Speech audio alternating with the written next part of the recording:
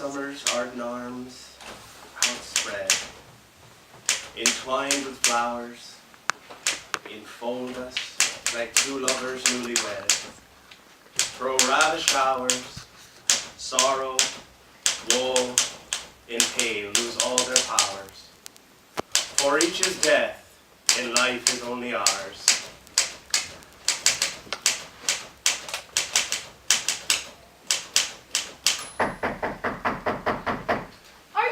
Mr. Shields. Mr. Shields, are you awake? Are you going to get up today at all? At all! Mr. Shields, this is a nice 9 o'clock. Do you know what time it is, Mr. Shields? Yes. Then why don't you get up then? Instead of turning this house into a hoodlum trying to waken you. All right.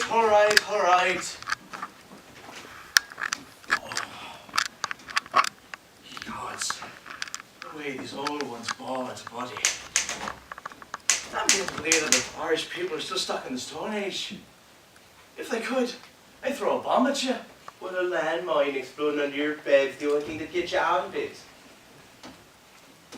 Oh, I was fast in the arms of Morpheus. He was one of the infernal deities. Son of Somnus, wasn't he? I think so. The poppy was his emblem, wasn't it? I don't know. It's a bit cold out this morning, I think. Isn't it?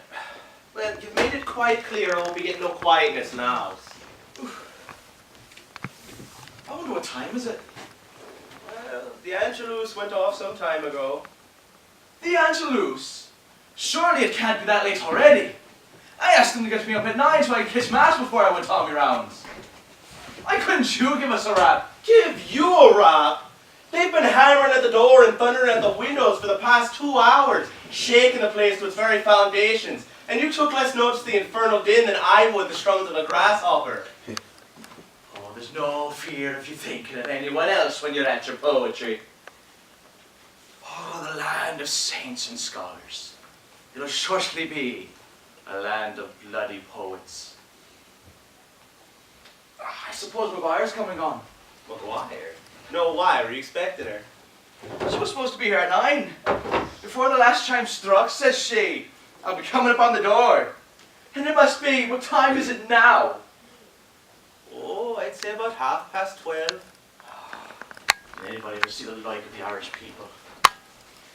Everything packed and ready. Everything packed and ready.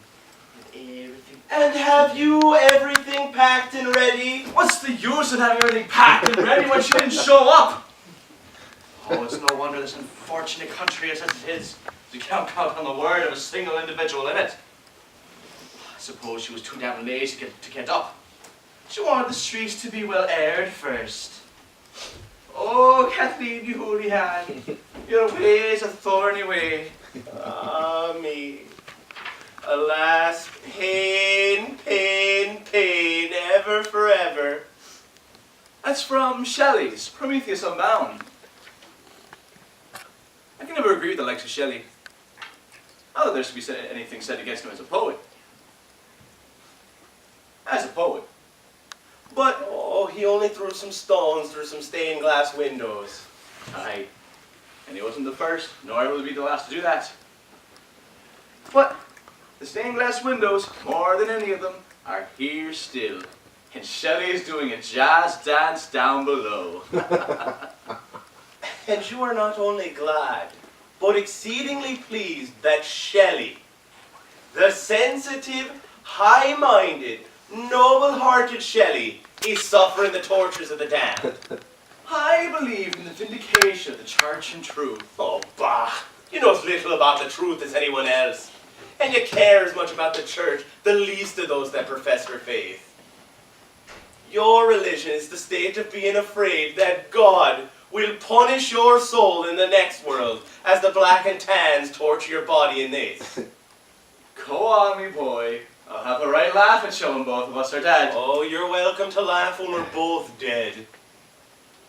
I don't think I need to wash myself this morning. You look alright.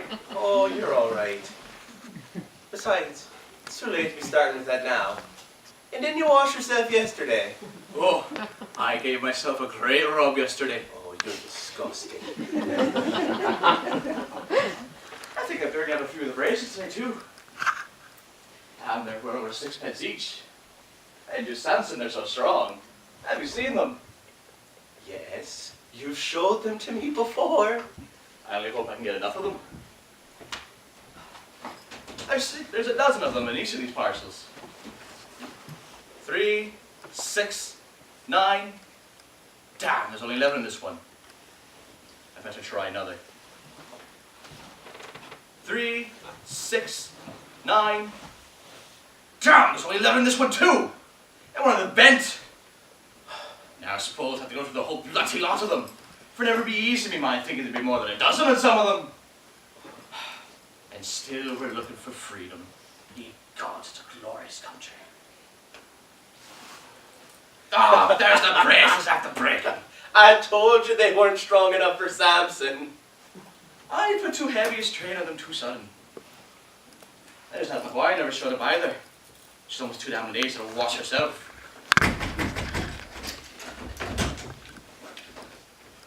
Well, this is a nice 9 o'clock. Did you think we were going to work the moonlight? If you weren't going to come at 9, you could have said you weren't. Keep your hair on. I came to tell you I couldn't come today at all. I have to go to Noxon. Noxon? And what in the name of God could be bringing you to Noxon? Business. I have to catch me some butterflies. If you've come to make a call out of anybody, go make a call at somebody else. And don't be trying to make a call out of me. Here I've had everything packed and ready for hours. You were supposed to be here at 9. And you wait until it's 1 o'clock to come rushing in like a mad bull to say you've got to go to Noxon. Get Noxon and wait till tomorrow. Can't be did.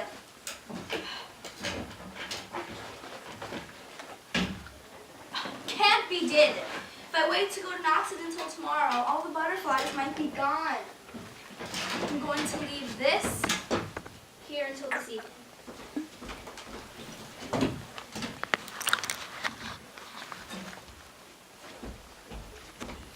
Goodbye! Oh, this is a hopeless country. There are those that believe that the 4 cardinal virtues aren't to be found as high in Irish Republic. I don't want to boast about myself.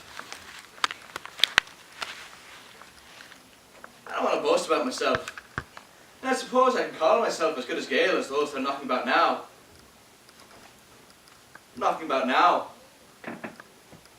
As good as Gale as those that are knocking about now. But I remember the time when I taught Irish 6 nights a week when in the Irish Republican Brotherhood. I paid me rightful levy like a man. And when the church wanted nothing more to do with James Stevens, I taught a prayer for the repose of his soul on the steps of the Pro Cathedral. But now, after all my work with the Tark Rose League, the only answer you can get out of a raw Republican to a simple question is, goodbye. Now what in the name of God could be bringing her to Noxon? Well, hadn't you better run out after her and find out? That's right, make a joke of it. That's the Irish people all over. If you joke, it's a serious thing, and a serious thing is a joke. Beginning to believe the Irish people aren't, never were, and never will be fit for self-government. They've made Balor of the Evil Eye King of Ireland. So signs on it, so neither honesty nor conscience from this end of the country to the other. Well, I hope she'll have a happy day in Noxon. Who's that? Who's that? Good day, Mr. Shields. Oh, it's me, Soap, that hopes you're feeling well. You look it well anyhow, though you can't always go by looks nowadays. It doesn't matter if I'm looking well or feeling well. I'm all right, thanks be to God. I'm very glad to hear it. Does it matter if you're glad to hear it or not, Mrs. Mulligan? You're not inclined to be very civil, Mr. Shields. Shields.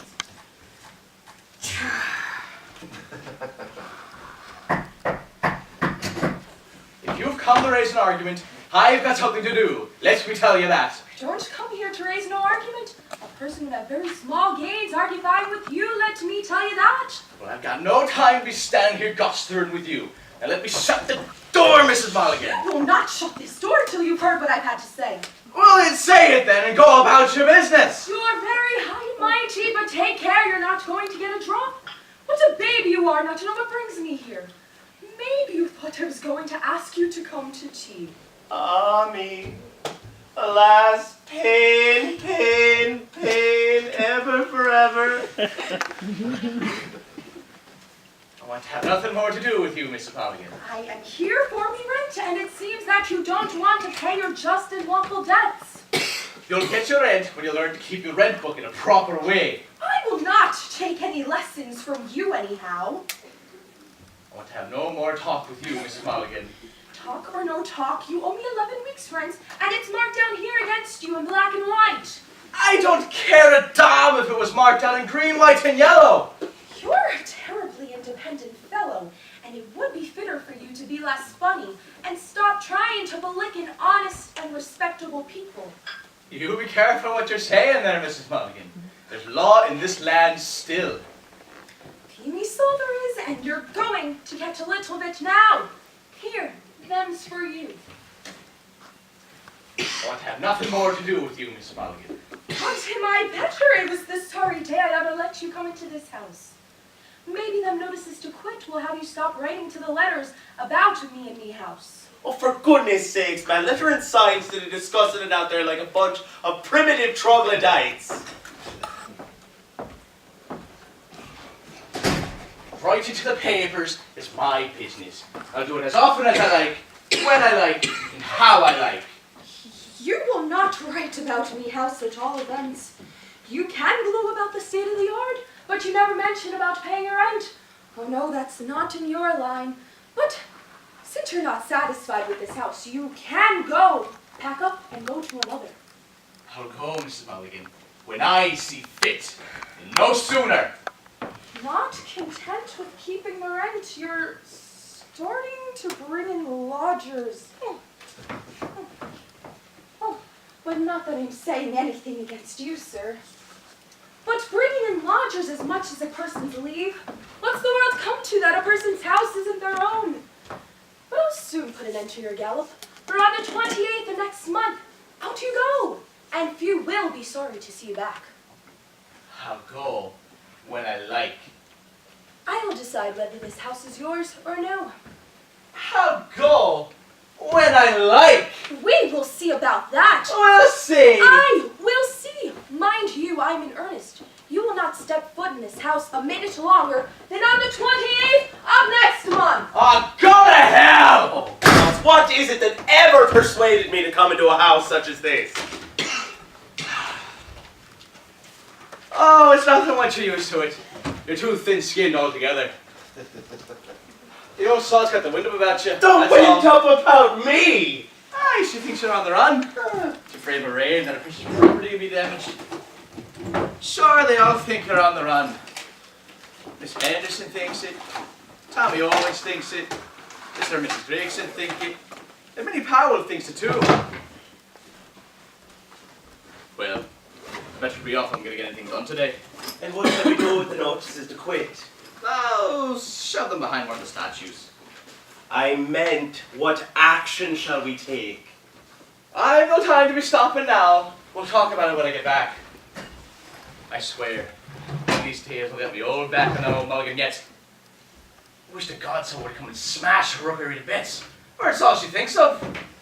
And to think, she calls herself a descendant of the true Gaels of Ireland. Oh, proud were the chieftains of famed ice and fall, the stars of our sky and the salt of our soil. Oh, Kathleen Julian, your ways a thorny way. Oh, Donal, Davoren, your way's a thorny way. I fear your last stage is worse than your first. Ah me, alas, pain, pain, pain, ever forever. Like thee, Prometheus, no pause, no hope, no change. Ah, life, life, life. Another fury come to plague me now. Go on, knock till you're tired. Are you in, Mr. Shields?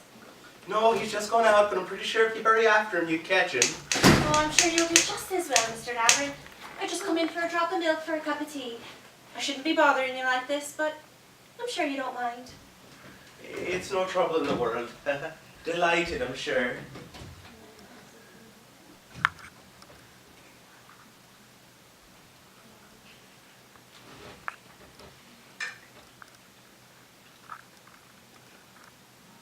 That'd be enough for you. Plenty lashings, thanks. Do you be all alone all the day, Mr. Davoren? No, but I wish to God that I was. It isn't good for you then. I don't know how you could stand it. I couldn't stick it for long. No? No, indeed. There's nothing I'm more fond of than a hoolie. I was out one last Sunday. I danced rings around me. Tommy Owens was there. You know Tommy Owens, don't you? I can't say that I do. Do you not? The tall fella that lives with his mother in the two-pair back. He's a gorgeous melodeon player. A gifted son of Orpheus, eh? You said it, Mr. Davoren. The son of Batty Owens. A wee sheet-on-y bit of a man who was never sober and always talked of politics. A man should always be drunk when he's talking of politics. It's the only way in which he can make him important. Tommy takes after the old fella, too. He'll talk from morning till night with a few jars in him. Poetry is a grand thing, Mr. Davoren. I'd love to be able to write a poem. A lovely poem of Ireland and the men in '98. Oh, we've had enough poems of '98 and of Ireland too. Well, there's a thing for a Republican to say. But I know what you mean. It's time to give up the writing and take to the gun. What's Mr. Shields doing with the old weeds? Those aren't shields, they're mine. And I think wildflower's the kindlier name for them than weeds. These are wild violets, and this is Aurum metallicum. Wake robin's better known. But these are celandines, and they're very beautiful. When morn's half-opened eyes were bright with spring sunshine, and your hands were clasped in mine, dear love, and mine clasped in yours, we bowed as worshippers before the golden celandine. Oh, aren't they lovely? And isn't the poem lovely, too? I only wonder now who she was. She? She who? Why, oh, be the way you don't know. No, I don't know. Doesn't matter anyhow. It's none of my business. Suppose I don't know her. Her whom? She whose hands were clasped in yours and yours were clasped in hers. That? No, that's just a poem about the celandines. Oh, I suppose it could be about any woman. Yourself, for instance. Well, you have a sweetheart nonetheless, don't you, Mr. Davoren? Aye, not a one. You can go and tell that to someone else. Aren't you a poet?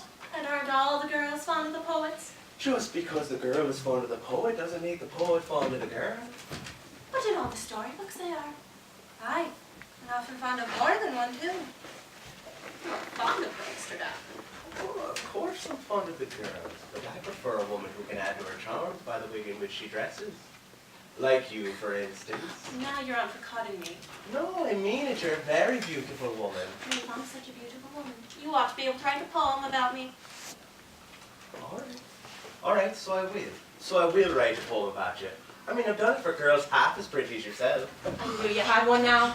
I knew you had one. No. Just because a poet writes a poem for a girl doesn't make it a sweetheart. I mean, Annie Laurie wasn't a sweetheart of Bobby Burns. You needn't tell me she wasn't.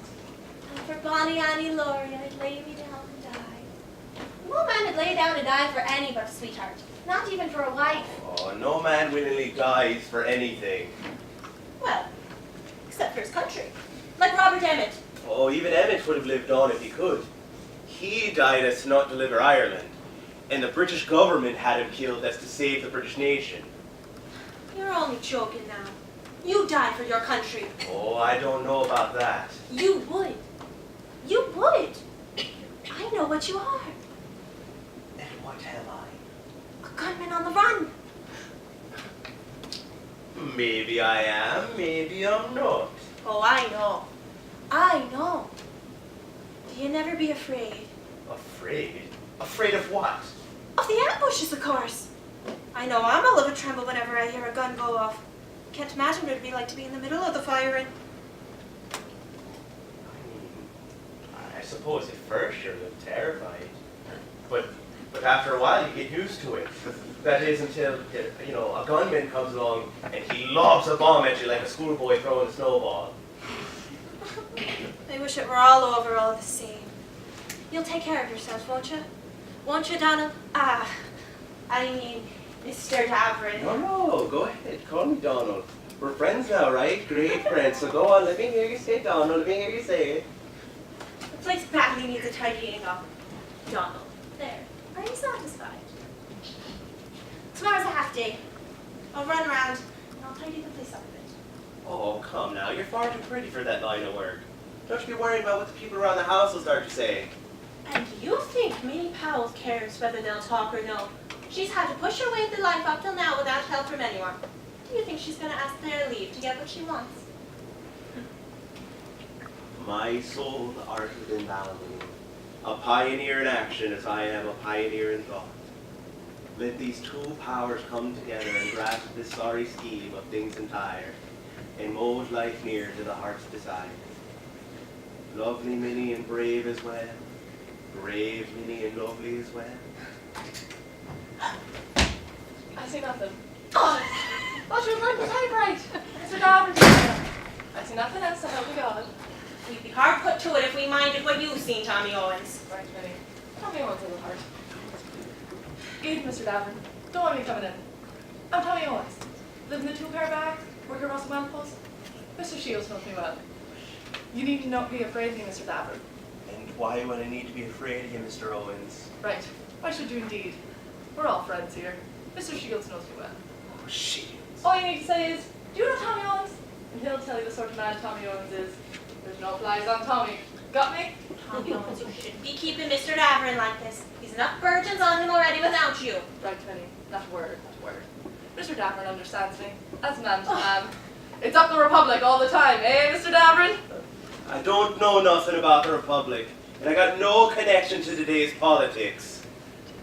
And I don't want any connection. Right. You have no making or meddling with it. Good, bad, or indifferent. Pro nor con. I knew it, and Minnie knows it. Give me your hand, Mr. Davoren. Two hands clasped together, with all the power outbrave of the heartless English tyrant, the coward Saxon and knave. That's Tommy Owens' hand, Mr. Davoren. The hand of a man. A man! Mr. Shields knows me well. High upon the gallows tree stood the noble-hearted three, by the vengeful tyrant stricken in their bloom. But they met him face to face with the courage of their race, and they went with souls undaunted to their doom. Tommy Owens, for goodness sake! God save Ireland, says the heroes. God save Ireland, says we all. And whether on the scaffold high or the battlefield we die, oh, what matter, for when Ireland dear we fall. Oh, Mr. Davoren, I'd die for Ireland. Oh, I know you would, Tommy. I know you would. They never gave me the chance. I never got the chance. But all the same, I'd be there if I were called on.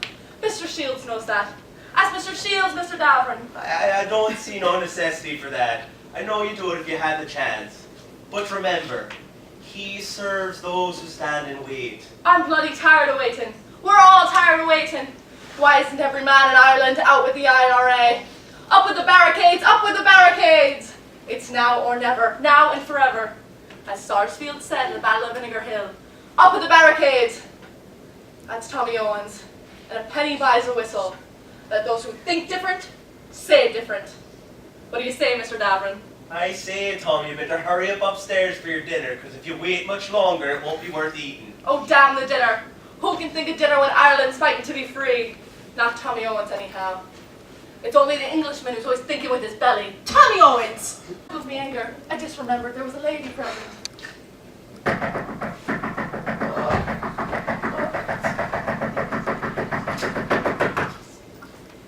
on in, Miss Gallogher. Mr. Davoren won't mind.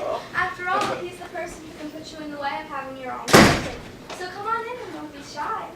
Mr. Davoren here stands for the government of the people, with the people, by the people.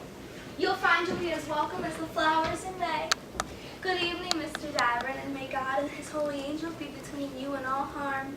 Come on in, Mrs. Gallogher, and don't be a stranger. Anything particular to be done, or advice to be asked, here's your man here. Actually, Mrs. Henderson, I'm quite busy at the moment. Don't be put out, Mr. Davoren. It's not in me or Miss Gallagher to soil sport. Her and I were young once. We know what it's like to be strolling at night in the pale moonlight with arms wrapped around each other. And it won't take much of me to say there's still game in Miss Gallagher, for I've seen sometimes a dangerous cock in her eye.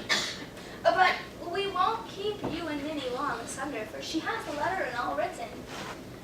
You know Mr. Davoren, excuse me for not introducing her sooner.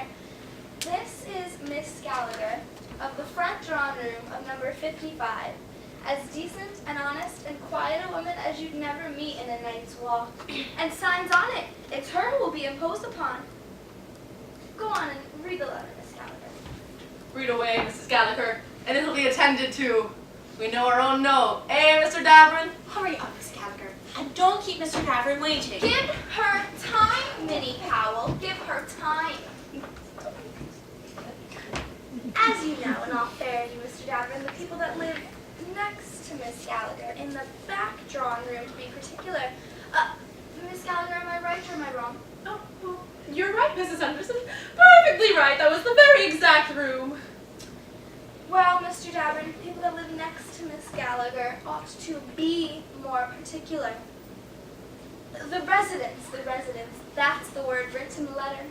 Miss Gallagher, am I right or am I wrong? Well, you're right, Mrs. Henderson. Again, perfectly accurate. That was the very exact word. Well, Mr. Davoren, the people that live next to Miss Gallagher in the back drawing room are nothing but a gang of tramps who aren't to be allowed to associate with the decent likes of an honest, quiet woman such as herself. Miss Gallagher has tried to ask them to behave, which, in my opinion, they never will, but that's only an opinion and that is not legal. But ever since then, they've made Miss Gallagher's life a hell. Miss Gallagher, am I right or am I wrong? I'm so sorry to say, Mrs. Henderson, but you're right. Perfectly accurate. There's not a word of exaggeration. Well, Miss Gallagher, seeing as I've given Mr. Davoren a fair account of your situation, why don't you step on up and read the letter, which I will say, not because you're here or because you're my friend, is as good a letter as was decomposed by a scholar. Now, Miss Gallagher, and don't forget the top saying.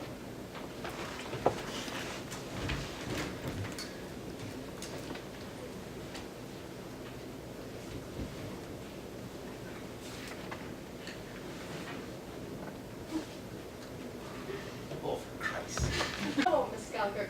Is it the 21st or the 22nd? The 21st? Thank you. You may proceed.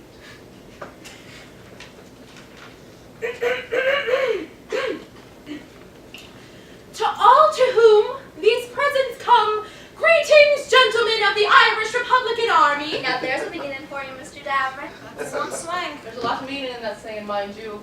It's a hard wallop in the British Empire. Go on, Miss Gallagher. I wish to call to your attention to the persecution that me and my family has to put up with, and in their respect and appertaining to the residents of the back drawing room of the house known as 55 St. Teresa Street, situate in the parish of St.Thomas in the borough city of Dublin. This persecution started 18 months ago, or to be precise, on the 10th day of the 6th month of the year 1920. Precise. That's the word I was thinking of. It really cuts the ground from underneath the feet, so to speak. We, the confidants, resident on the ground floor, deeming it disrespectful. Which it was. Deeming it disrespectful to have an open hall door and to have the hall be turned into a playground, made a solemn protest, and in consequence, we, the confidants aforesaid, has had no peace ever since. Owing to the persecution of the aforesaid specified, we had to take out a public summons again then some time ago, as there were no Republican courts back then. But we did not proceed against them as me and my husband to it. Winifred and James Gallagher has a strong objection to foreign courts as such. We had peace for some time after that, but now things have gone from bad to worse. The name-calling and language is truly something abominable. Excuse me, Miss Gallagher, but I think the word shocking should be put in there after abominable, for the language of these tramps can be discussed in two ways. Abominable for your children, yes, but shocking for your husband. Mr. Davoren, am I right or am I wrong? Shocking's a right good word, with a great deal of meaning. Tommy Owens, let Mr. Davoren speak. For anything Mr. Davoren says, Julia Henderson will abide be. I think the word might certainly be used with advantage. Go on, Miss Gallagher, and write the word in as before said.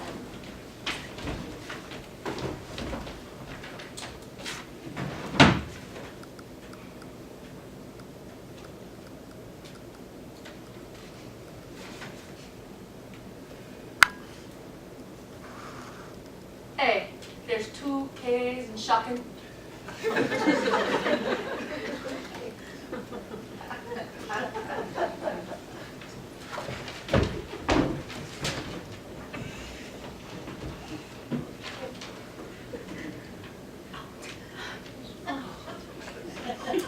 The language is something abominable and shocking. My husband is often to lock the door of the room to keep us from getting assaulted.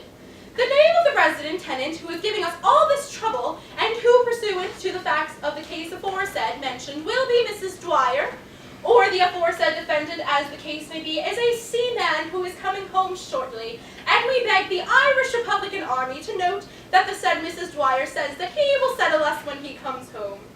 Leaving it entirely in the hands of the gentlemen of the Irish Republican Army, that the defendant is to say that Winifred Gallagher of 55 St. Teresa Street ventures to say that she has made out a primi facie case against the said Mrs. Dwyer and all her heirs, both male and female, as aforesaid, mentioned in the above written schedule. Envy, if you send any of your men, please tell them to bring their guns. I beg to remain the humble servant and devoted admirer of the gentlemen of the Irish Republican Army. Witness my hand this 10th day of the 5th month of the year 1920. Winifred Gallagher.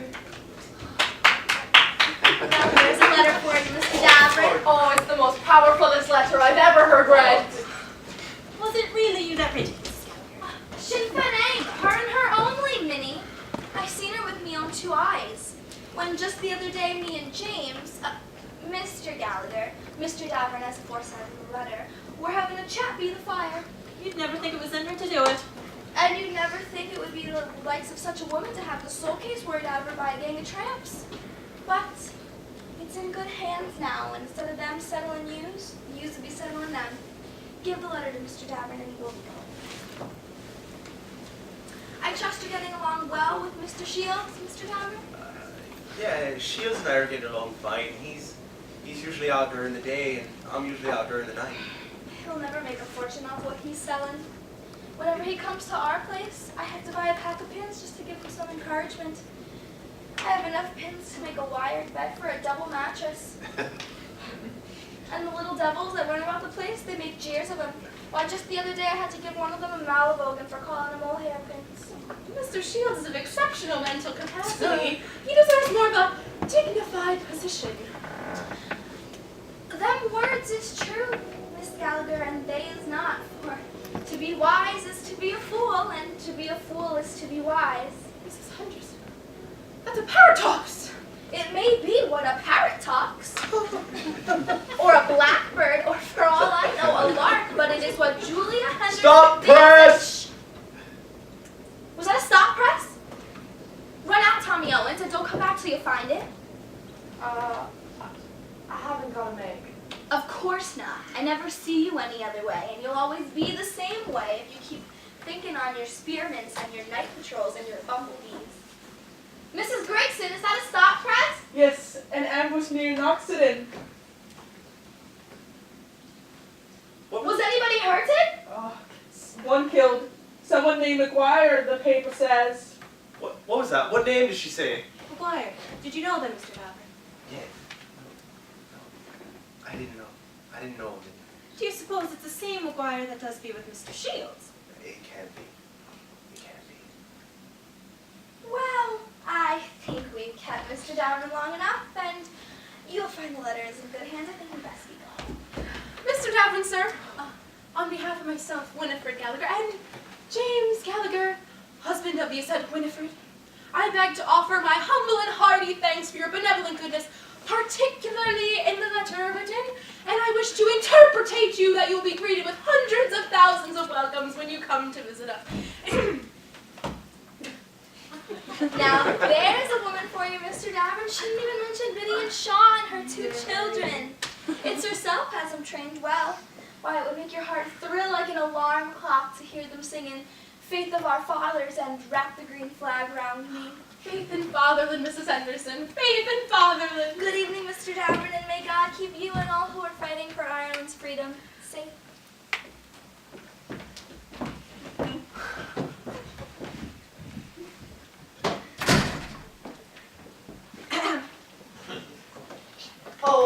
I guess we go, Mr. Davoren. And remember, Tommy Owens only waits the call.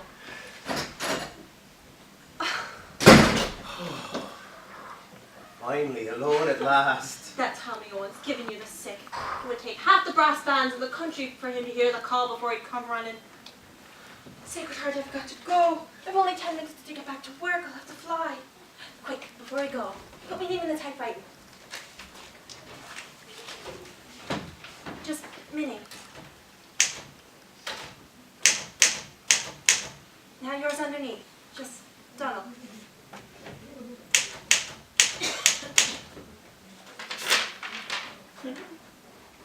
Minnie. Donal. Donal. Minnie. Goodbye now. Min, what about your mail? I haven't time to take it now. I'll have to come back for it later. Tonight. And what about that kiss you owe me? What kiss? You know the one, you little rogue. Quick then.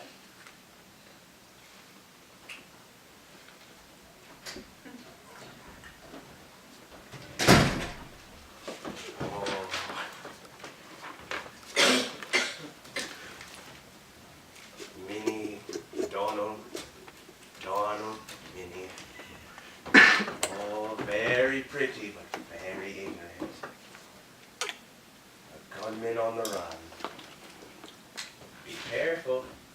Be careful, Donal Davoren. I know she's attracted to the idea, and you are attracted to her. So what danger can there be in being the shadow of a gunman? The cold cast moon, the queen of heaven's bright isles, who makes all beautiful on which she smiles. That wandering shrine of soft yet icy flame, which is ever transformed, yet still the same. Ah, Shelley. Shelley, you were a beautiful human orb shining through whirling clouds of dust. She makes all beautiful on which she smiles. Ah, Shelley, she couldn't make this accursed room beautiful. Oh, Donal Davoren, I fear that your last stage is worse than your first.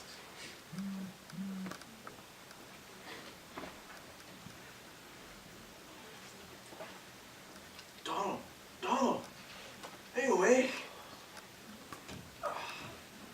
Donal, are you asleep? I'm neither asleep nor awake, I'm thinking. I was just thinking too. That Maguire's sorry now that she didn't come with me instead of going to Knoxton. Caught something out of the butterfly she did. 2 of them she got. 1 through each lung. The Irish people are very fond of turning a serious thing into a joke. And that was a serious affair for poor Maguire. Why didn't she just do what she arranged to do? Did she think of me when she was going to Knoxton? How could she expect me to have any sympathy with her now? She can hardly expect that now that she's dead. The Republicans will do a lot for her now.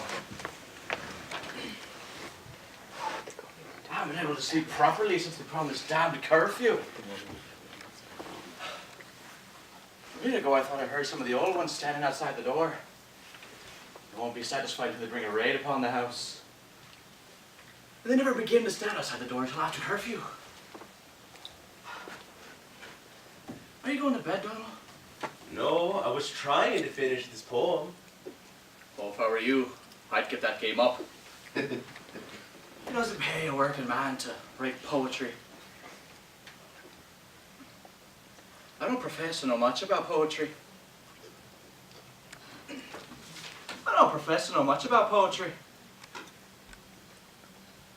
About poetry. I don't know about the pearly glint of the morning dew, or the damask sweetness of this rare wild rose, or the subtle greenness of the serpent's eye. But I believe a poet's true claim to greatness depends upon his power to put passion in the common people. Aye, passion to have for his destruction. The people.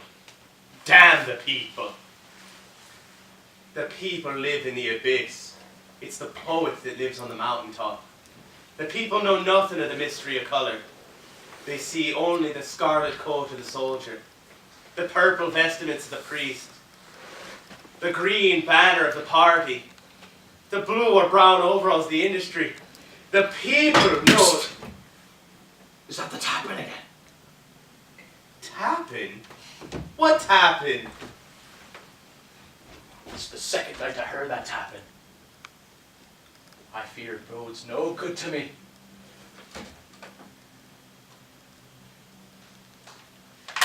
There! There it is again! Do you not hear it? A steady, mysterious tapping on the wall. I hear no tapping! It would be better for me if you did.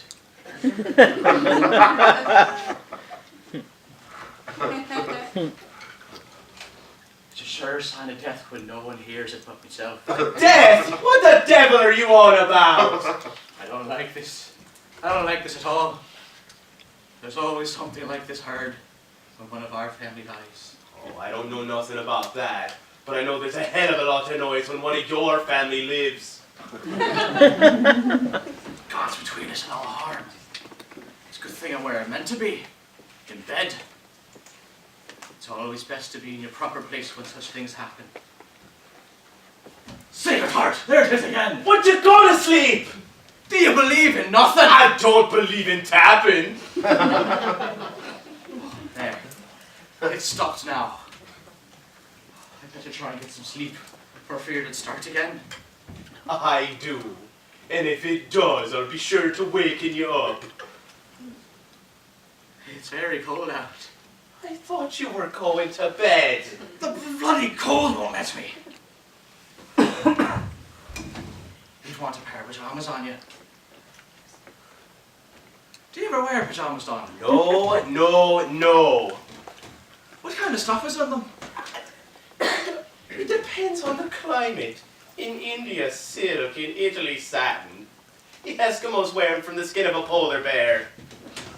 If you want my advice, I'd get yourself to bed. That poem's beginning to get you on your nerves. Right. I'm going to bed, so you can shut up.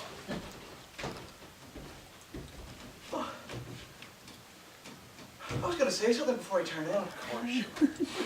What was it? Oh, when I was coming in this morning, I saw my new pal going out. If I were you, I wouldn't be bringing her in here. Oh, she comes in. I don't bring her in, do I? The old ones will be talking. Once they start, you never know how it'll end. Surely a man who's read Shelley wouldn't be interested in an ignorant little bitch that thinks I'm nothing but jazz, dances, foxtrots, picture theatre and dress. Aye, and right I am that she, and glad I am that she thinks of the dress. For she does it in the right way. It makes a pleasant picture for the eye.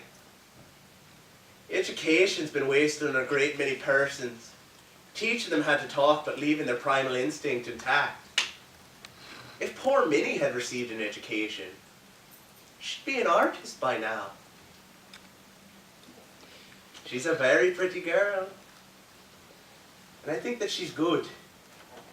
And I believe that she's brave as well. A Helen of Troy, come to live in a tenement. You think a lot about her simply because she thinks a lot about you. And she thinks a lot about you because she looks upon you as a hero. The kind of Paris. She'd give the world and all to be gadding about with a gunman. And what ecstasy it would give her if one of these days you were shot or hanged.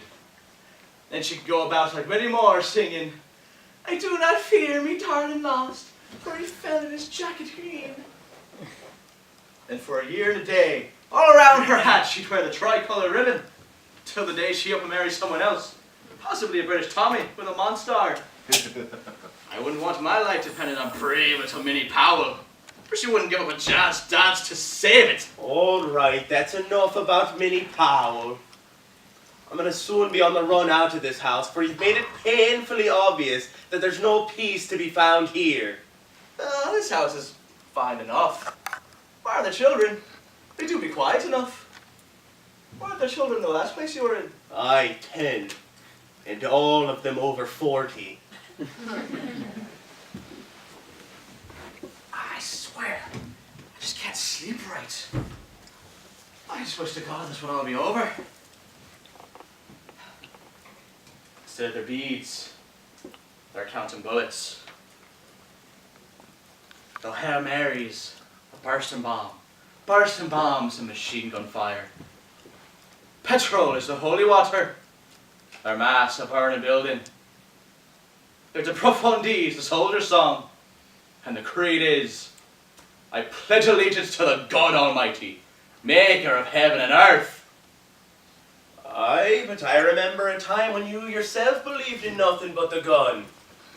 Aye, when there was no guns in the country. I have a different opinion now that there's nothing but guns in the country. And you daren't open your mouth. For Kathleen the hooligans differ from the woman who used to play the harp and sing, weep on, for your hour is past. This is the way I look at it.